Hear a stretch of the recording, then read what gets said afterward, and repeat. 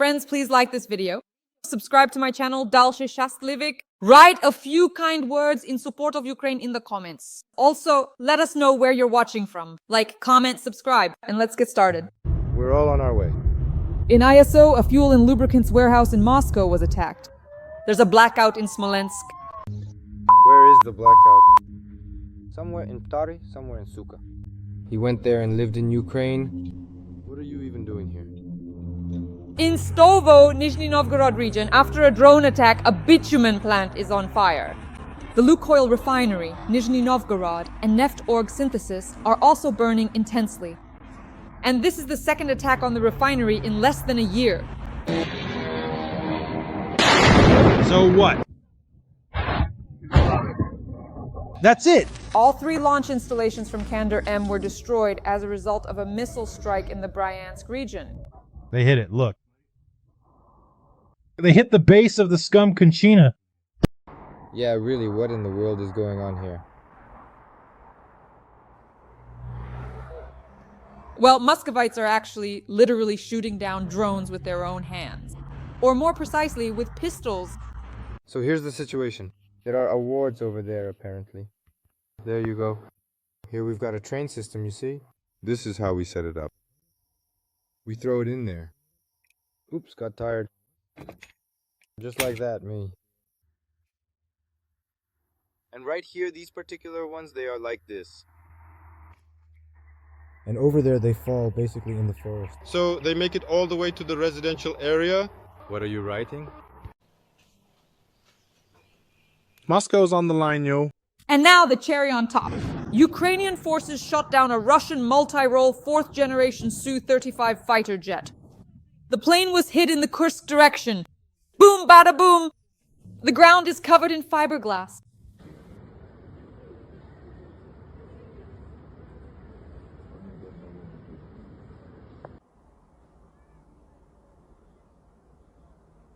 And our Neptunes are striking Sevastopol. Looks like they started celebrating Neptune's holiday early in Sevastopol. That was indeed a launcher, Yepton, and that is certainly not a factory.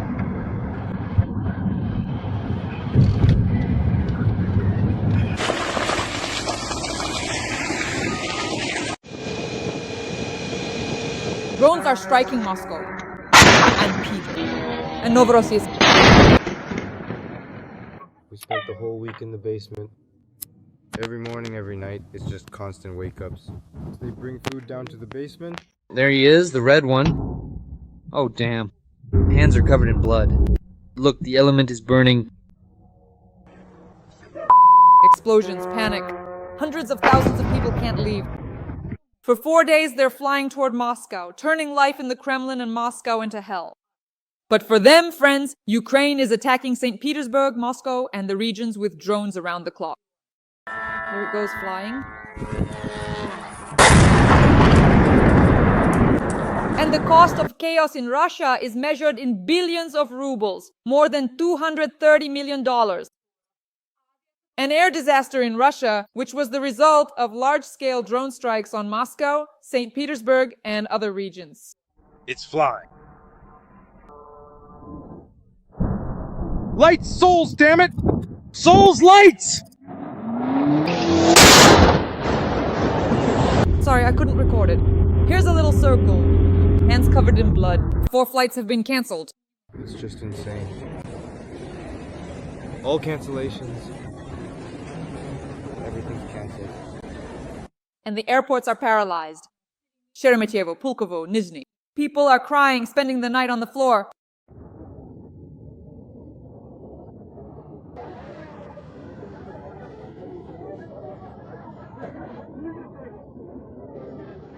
Strikes on aviation. The strategic base in Engels, the tactical one in Borisogledsk, the fleet in Novorossiysk, and also the Pacific Fleet is under attack.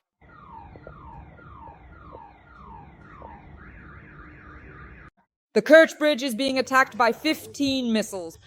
An ammonia tanker in Ust-Luga has been blown up. But who is paying for all this? What does this mean personally for the Russian market? Let's find out now from my well-known economist and professor Igor Lipsitz.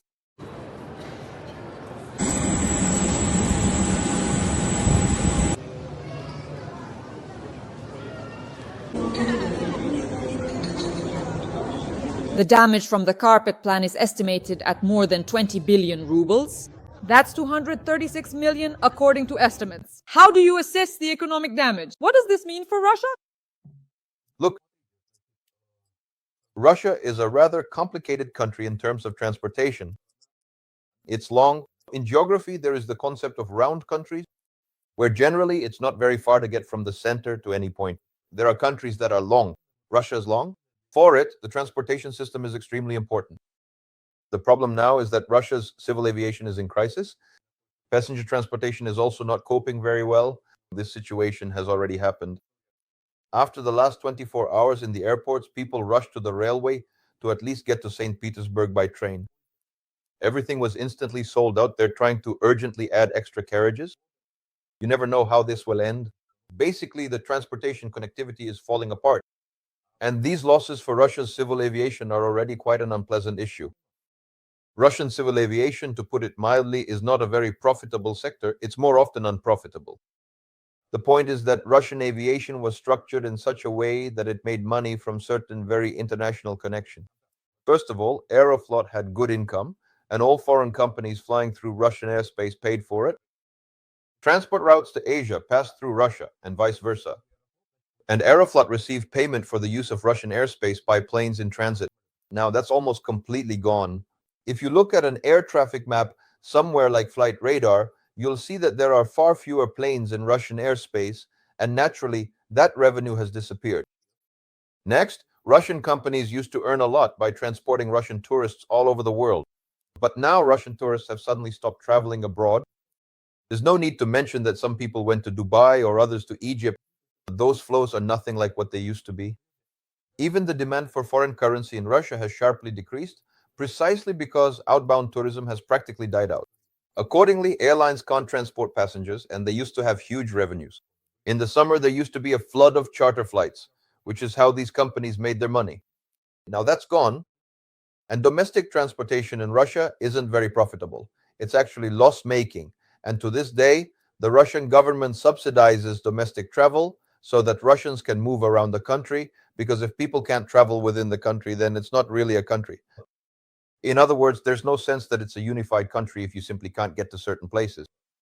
But right now, that's exactly the situation that's taking shape.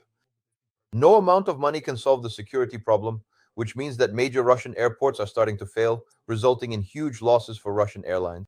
I repeat, they're already in a difficult situation as it is, so what to do next is unclear. Of course, they will be asking the government for subsidies. And that would be fair because it was the government that got them into this mess. It was the government that started the war, not the airlines. Now the airlines are suffering, but I'm afraid they won't get any money because right now there's no money for anything except the war. And we can already see this line of sufferers who go to the Ministry of Finance asking for money and they get turned down. Well, for example, there was already a case. Right now, Russia's coal industry is in a huge crisis. To support it, they introduced reduced tariffs for coal transportation. But then the losses fell on Russian Railways, RZD. Russian Railways, RZD, came to the government of Grikov. They said, give us subsidies to cover the losses we're incurring so that Russia's coal industry doesn't die quickly. They were told, you weren't invited here and no subsidies were given, and so on. So in this sense, a closed loop in the economy of air transportation will generally be difficult. That's why I think we will see some very unpleasant stories related to the bankruptcy of Russian airlines and consolidation. And soon, there may be only one airline left in Russia, Aeroflot. The other airlines apparently will not survive. Well, that's how I see the situation. Igor Vladimirovich, what about the lack of connectivity, the non-working internet, YouTube? We've noticed that after the special operation, even Russian insiders report that across all of Russia, not just in major cities, communication and internet are being jammed. This is how they are trying to fight against special operations and Ukrainian intelligence services. How does this affect the lives of ordinary Russians? This means that Russians are being completely cut off. It may seem like a strange topic to global civilization, but right now I have acquaintances who have come to Russia for a while to visit their parents. And they say with horror that they've ended up in some kind of, black zone. Nothing works, nothing is possible. We can't connect to the outside world at all. They say we try VPNs one after another. Not a single VPN works. After the first connection, the second one is immediately blocked. The VPN gets detected and then it stops working. So you end up in a soundproof room, so to speak. You just can't connect with the outside world in any way. You can't communicate with anyone. You can't work remotely. You're trapped inside Russia's information space. And overall, it's honestly a terrifying situation. It has a significant impact. You know, I've noticed this quite clearly. My YouTube views have dropped because many Russians simply can't watch. Now I've switched, to recording all my streams, and I also make audio files. I created a special audio channel on Telegram so that people can at least listen to my interviews, including yours, which will be available in audio format. People can still somehow listen to audio directly from Telegram, but they can't watch anymore. So people are being cut off from gaming sites. As you can see, people are being cut off from WhatsApp, from Telegram. People are gradually being cut off from YouTube as well. And basically, it's becoming a closed system. I would say that an informational concentration camp is being formed. Russians used to shout that the war doesn't affect them in any way. It's somewhere out there on the outskirts. It's a special military operation. It has nothing to do with us at all. But now the war has reached them quite directly through flight cancellations and the disappearance of the ability to live in the information space. As they say, you reap what you sow. Dear audience, as I was just saying to Dmitry Vladimirovich, we're interested in where you're watching us from. Write in the comments your city, country, and how you're watching. Let us know if you're using a VPN or not. Share details supporting Ukraine and tell us about your connectivity. We work for a global audience, so people know the truth about Russian aggression and its war against Ukraine. That's why every comment and every subscription means that you are on the side of light. As for an important topic, the attacks on airfields from an economic and military perspective, how much does it actually cost to restore infrastructure after the strikes in Engels, Borisogledsk, and after the attacks on key strategic military airfields like Patina? And how do such strikes on strategic aviation affect the military budget and Russia's ability to keep fighting for years to come? Well, look, the situation is interesting. There was a report that Russia is trying to expand a plant for the production of airfields. But because up to now, Russian aviation has, in general, lost this capability. How should I put it? Once upon a time, Russia was a very great, powerful, and renowned aviation power. There were quite good designers, and there were good combat aircraft. And we remember this situation. I still remember from my childhood all those stories about intense dogfights in the skies over Korea and Vietnam, where Soviet pilots disguised as Vietnamese fought against American pilots. Back then, it was quite an even war, a truly significant one. And back then, it seemed that Russian aviation would always be a very powerful industry. But then the collapse continued somewhere in the 1990s. And in general, the Russian aviation industry never really recovered from that blow. And now it has found itself in a kind of trouble because, as they say, they're just barely keeping things flying, squeezing every last bit of life out of old aircraft. It's difficult to build new planes now, including both civilian and military aircraft. It's hard to put new machines into service because there just aren't the resources. How can I put it? So much has been lost. This isn't a very fast or obvious process to people. It's a process of degradation. When you talk about it, people are surprised. What do you mean, degradation? But people are still making things, you see. And when the older generation starts to leave, it's important that a new generation of designers, engineers, technologists, and skilled workers comes in to take over the production capabilities. Then the industry survives. But in Russia, that's a complete disaster because basically there are no personnel, neither design engineers nor skilled workers. And this isn't something I'm making up. Look, Chemezov, the head of Rostec, stated this quite clearly not long ago. He said that basically there's a huge shortage of personnel for the military industry in Russia. And what will come of this, we don't know. So far, all this talk about how we'll reproduce and start making strategic bombers again and so on, it's a very complicated story because for that, the industry has to be capable of doing it. But that sense just isn't there because we see a simple picture. For example, nothing is working out in civil aviation. Russia can't launch new airplanes. It desperately needs new modern airplanes. There are projects like the MC-21. They're trying to make a new plane, some regional aircraft like the Baikal, but nothing is working out. So much has been destroyed, so much has been lost that it's extremely difficult to restore. And even the combat aircraft that Russia had, like the Su series, are already starting to fall behind simply because their electronics are outdated and they don't have their own modern electronics. That's why, of course, these losses are practically irrecoverable because Russia's current industrial capabilities simply don't allow for such easy restoration. They can produce the simplest types of weapons like ammunition, and they've learned to make some basic drones. But when it comes to something very complex, it seems it's no longer really possible to restore that. At this point, even money won't help. Mighty, it's not about lacking the money to restore the fleet of strategic bombers. You can provide the money, but actually making it happen is no longer possible. Igor Vladimirovich, regarding the tanker fleet, we understand that there have been strikes on Novorossiysk bases in the Far East, and there was also an incident with a tanker in St. Petersburg. What is the overall economic scale of the losses at the Novorossiysk fleet bases in the Far East? Is this an apocalypse for raw material exports and logistics chains? Overall, the situation with maritime exports is becoming very complicated. I can't say it's a catastrophe yet, but the situation is getting worse. A few problems have emerged, so to speak. The first problem is that European countries have finally decided to start inspecting Russian ships. In fact, talk about this, as you know, started somewhere around February or March of last year. At that time, I also wrote about this, that in general, there was a certain directive from the European Union.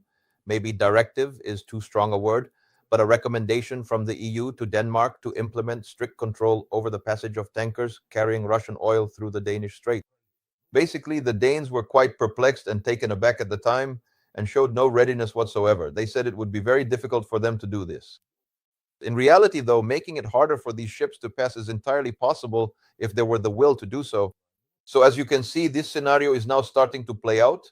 NATO ships are planning to inspect these vessels, specifically those transporting Russian oil, to check whether they meet the requirements for this type of navigation in the Baltic, insurance, and so on.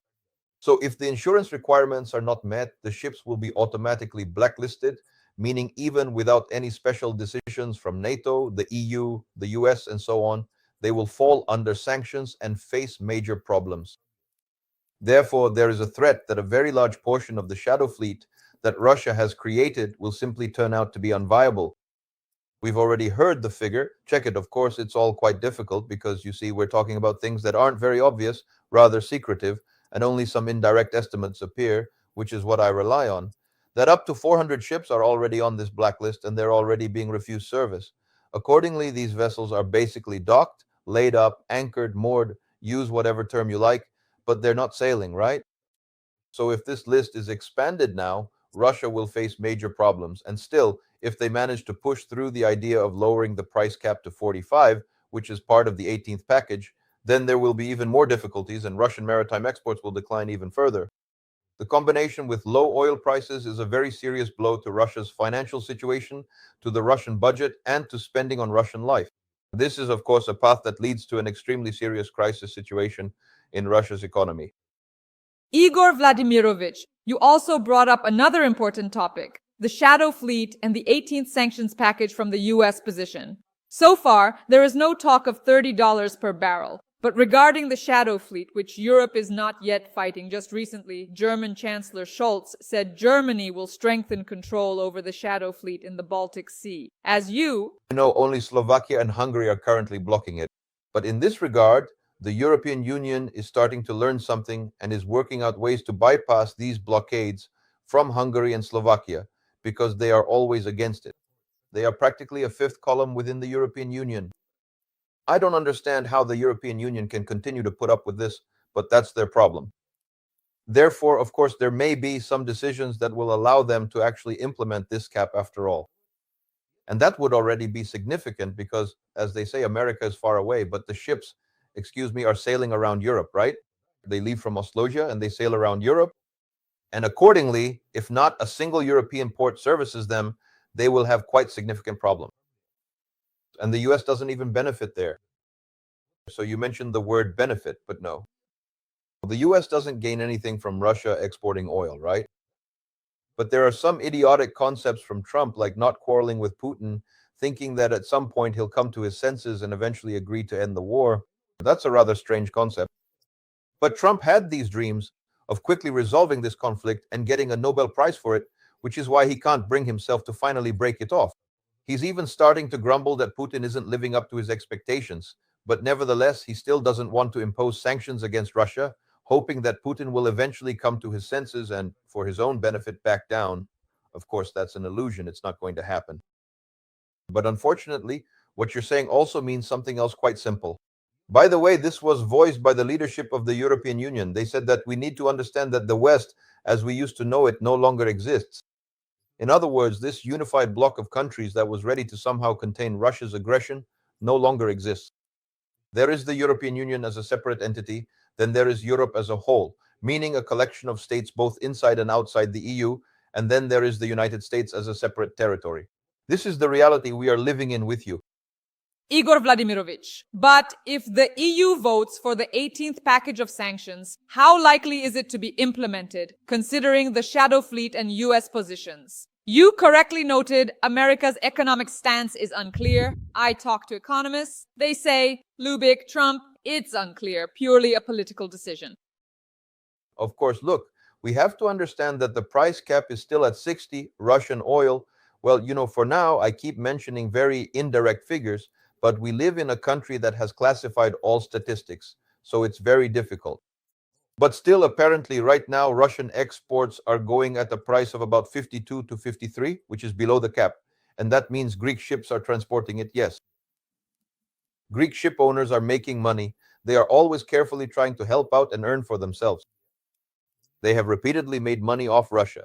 At first, they were transporting oil in 2022 extremely actively, and before the price cap was introduced, they made huge profit. Then they sold their old tankers to Russia, and as I understand it, this entire so-called shadow fleet consists of former Greek tankers, but only those that were due to be decommissioned. You see, the Russian shadow fleet is made up of old rust buckets, as they're called, because oil tankers are supposed to be exported for only 12 to 15 years. After that, they start to become quite dangerous. They rust and all sorts of other problems begin to happen with them. Usually they're sent to be scrapped, but the Greeks managed to sell their old junk to Russia for quite large sums, billions. And now these shadow vessels, the Russian shadow fleet, are tankers that are 25 to 30 years old. They are dangerous, they are environmentally hazardous, which is why Europe is starting to get nervous. Even though Europe is rather slow and indecisive, everyone understands that if there are any major spills, the entire surrounding region in Europe will suffer greatly. So there is at least some movement happening. Let's see what comes of this, because Russia has also started deploying warships to escort these tankers. This is, of course, a very interesting situation because the ships themselves are not sailing under Russian flags. It's one thing if I'm escorting a ship that's sailing under the Russian flag, but if it's, say, a Liberian ship and for some reason I'm protecting it, then an interesting question arises. Why are you protecting a Liberian ship? What kind of joy are you getting out of this? So, of course, there could be some very unpleasant naval conflicts here. We'll see how it all ends. But the very fact that the ships have started going out and inspecting these oil tankers is, of course, an interesting development and overall proper management. So if the price cap is set at 45, the Greeks will stop transporting. They're afraid of this because, after all, nobody wants to end up under sanctions. A vessel that falls under sanctions can hardly operate anymore. Even if it carries other cargo, once it's sanctioned, it's basically lost. But no one wants to lose their assets. So if the price is set at 45 now, the Greeks will again stop transporting Russian oil. And this will be a very big blow to Russian oil exports and consequently to budget revenues. And by the way, regarding American sanctions, the American sanctions have gone up by 500% and seem like an unrealistic scenario. But what about the bureaucrats, the linchpin? Do you think they could lower this, make it 20%, 50%, 100% for secondary sanctions on countries that buy Russian gas, oil, and petroleum products in bulk like China and India and simply stop doing it? What do you think? Well, first of all, let's see in what form the bill will be passed. Because bills change, and right now they've passed a big, beautiful bill, and some things have already been dropped from it, right? There were a few really wild things in there that got dropped during the approval process because not everything was so crazy. And in the end, they were thrown out because, well, European countries made it clear to the US that if this was passed, the response would be so strong, it would be hard to handle. In this sense, the US would face very serious retaliatory sanctions, and it would be better if these measures were not adopted. For example, I think one of the sections, Section 899, was simply removed. So let's take a look at the form in which the big, beautiful bill was adopted. And now let's see, for example, how this bill will actually be passed. I'll put it this way. I paid attention to Graham's words after he played golf. Just think about how absurd life has become. We're discussing politicians' statements after playing golf with the President of the United States. This is a kind of vulgarized political system, but we are forced to live in this vulgar political world, and it's absolutely disgusting. So he said that he and the president had a talk. At least he didn't use the word hashed it out. That's basically how their mechanics work. Lock lexic, by the way, Trump has about the same, kind of like a street thug style. So we talked to the president here, and our task is to speed up the adoption of the bill to arm the president with this bill. So if we translate this into concrete terms, it means that this bill started out as a direct action bill, introducing a 500% tariff for countries buying Russian energy resources. But most likely, it will be adopted as a secondary action law, granting the US president the authority to impose such tariffs. And whether he actually imposes them or not, just look at Trump, how he sometimes imposes things and sometimes doesn't. So I would say that Lindsey Graham's bill was quite ambitious, but in reality, it might end up being a completely meaningless piece of paper. Igor Dmitrievich, regarding inflation, poverty, and the general risk of social unrest, we keep seeing conflicts around us involving minorities. This could even be connected to the construction sector. I spoke with an economist who said that the worse the Russian economy performs, the more representatives of ethnic minorities will form their own power blocks, and there will be certain military or paramilitary conflicts. He put it quite diplomatically. As for poverty inflation, is there a risk of a new wave of poverty and social unrest within Russia? I'm interested in your opinion. The risk of an abyss is high. I have an article that's supposed to come out in the next few days. Maybe it was even published today. I haven't checked yet. In Republic, where I discuss this. Putin, at the St. Petersburg Forum, declared that Russia is entering an era of high-wage economics. Incredibly beautiful words. Absolutely false, absolutely meaningless, but beautifully said. He's truly a master of political demagoguery. In reality, Russia is entering a period of declining living standards because wage growth in Russia has stopped while the cost of living continues to rise. This year, there's a serious one. Well, maybe not the very first, but the first truly significant one, and apparently there will be more to come. But the first truly significant one is the increase in utility tariffs. Right now, I'm receiving letters from people all over the country about the increases they've experienced. I think the record was in the Omsk region, 40%. Today, I got another message about a 29% increase in tariffs somewhere.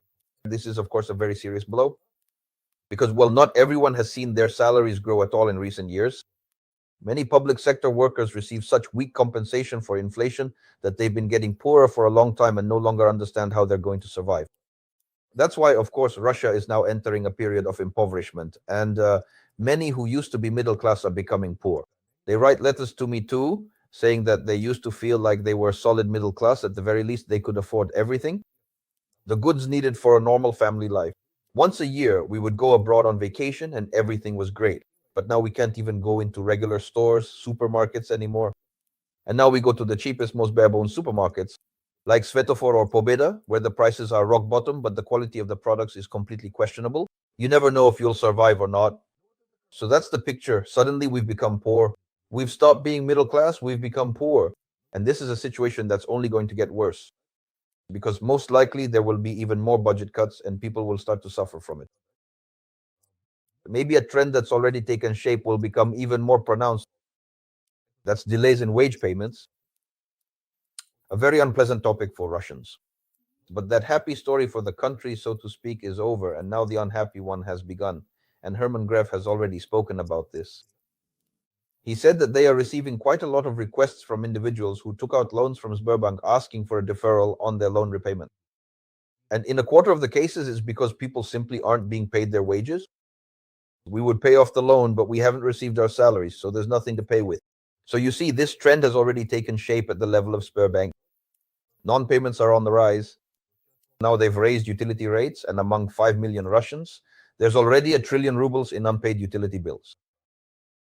And now it's quite difficult to pay this off because, generally speaking, people just don't have those kinds of earnings anymore. And as you know, the penalties keep accumulating. That's why the penalties are calculated based on the central bank's interest rate. There are a lot of different approaches to this. So in this sense, people are drowning in debt and will have their electricity cut off. And their gas will be cut off too. And Russian cities will start turning into, how should I put it, into rather uncivilized places to live. This will lead to people trying to find ways to cope. A year and a half ago, when I said people should start thinking about getting wood stoves for their homes, everyone laughed at me. They said, "What is this professor talking about? Wood stoves in apartment buildings. How are you supposed to haul firewood up to the top floor?" But now, of course, this is becoming very relevant. For now, people have started bringing gas cylinders into their apartments, which is why explosions have started happening in apartments. Because people don't really know how to handle this gas properly. They set up gas stoves, they brought in gas cylinders, and apparently, since the gas was shut off, they're trying to save money, trying to survive somehow. But all of this ends in explosions. Recently, there were 3 explosions in just one day. Household gas exploded, the cylinders blew up. How did a gas cylinder end up in an apartment building? The building is already connected to the gas supply. So where did the cylinder come from? It means they're replacing it. This is the kind of thing that's going to keep happening, and Russian cities will, how should I put it, turn into ghettos for the poor. But will this? These events probably do create some social discontent, but it will be very localized. There will be some outrage directed at the mayor, at most at the governors, maybe some serious social unrest, but it won't escalate, well, unless it gradually leads to road blockades. That's when other kinds of events will start to happen. So keep an eye on when people in Russia start blocking railways and federal highways. That's when it will become clear that Russia is slowly starting to boil over. For now, we don't see that happening. Igor Vladimirovich, the final topic I wanted to discuss with you today. We see that partly due to Trump's policies, Putin has started to use drone and missile terror. Our military command says that in the future it could be 1,000 drones per day, and this will happen regularly, several times a week, maybe even more. In general, Putin is ramping up production, and here I'd like to ask you from an economic and military perspective, how much longer can the military machine continue this terror against Ukraine and even scale it up? So scaling up is probably not very likely, but continuing is possible because, of course, notice that Putin said Russia is already excessively burdened by military spending and that military expenses need to be reduced. He said this in Minsk, but I don't think they will cut all military spending to the maximum. They will reduce spending on the production of those types of weapons that are not very effective. For example, it's unlikely that new Russian tanks will be produced, as you can imagine. Russian tanks have not proven themselves to be very effective weapons. No one has seen any Armata tanks on the battlefield, as you can see, even though there were claims that this was a terrifying tank that would guarantee victory for the Russian army and that everything would be accomplished instantly, but none of that happened. But they are producing drones, they are ramping up production of this kind of simple equipment, they are sourcing some electronics through China, and this will continue. As long as Russia doesn't collapse, Russia will keep producing a lot of weapons, and you'll have to fight against that. In this sense, even very poor regions are capable of producing weapons. Look at Israel and the Palestinians. The Palestinians have destroyed their own economy, their population lives in poverty, but they still manage to produce all sorts of nasty, vile military means and periodically try to launch them. What does Israel do? It creates the Iron Dome, it develops lasers for interception. I think Ukraine has only one option: to keep developing increasingly powerful air defense systems and destroy as many of the launched weapons as possible. I wouldn't count on Russia suddenly weakening and stopping production of these weapons anytime soon. Dear audience, please like this video, write a few kind words in support of Ukraine in the comments, and subscribe to Igor Lips's YouTube channel. It's very important. The link will be in the description. Subscribe to my YouTube channel, Dasha Shastlivaya. We work for an audience all over the world so that people know the truth about Russian aggression, about Russia's war against Crimea.